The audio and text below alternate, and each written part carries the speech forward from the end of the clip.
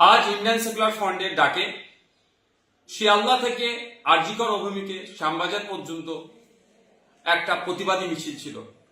আরজিকর কাণ্ডে ব্যর্থ এবং প্রিয়াঙ্কা হাসদার খুনিদের গ্রেফতার করতে ব্যর্থ, পুলিশি অরাজকতা, পুলিশি নির্যাতনের খুন, স্বাস্থ্য ব্যবস্থায় যে তলানিতে চলে গিয়েছে, আইন শৃঙ্খলা রক্ষা করতে ব্যর্থ রাজ্যের পুলিশ মন্ত্রী ও রাজ্যের স্বাস্থ্যমন্ত্রীর পদত্যাগের দাবি নিয়ে আমরা এক প্রতিবাদী মিছিলের ডাক দিয়েছিলাম।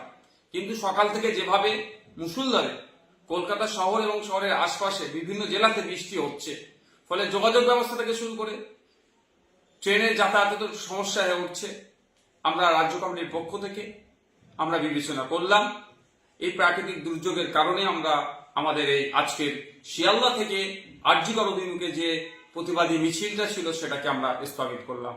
অতি শীঘ্রই পরবর্তী তারিখ আপনাদের জানিয়ে দেওয়া হবে।